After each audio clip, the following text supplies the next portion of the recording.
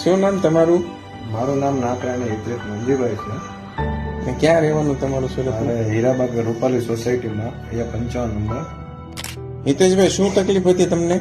હું બસમાંથી હેઠે ઉતરતો હતો, કામરેજ ખાડામાં પગ આવી ગયેલો, પગ પડી ગયેલો. એટલે પગ પડી ગયો એટલે ડાયરેક્ટ મારે બેસાઈ ગયો ને પગમાં પંજામાં ક્રેક થઈ ગયેલું.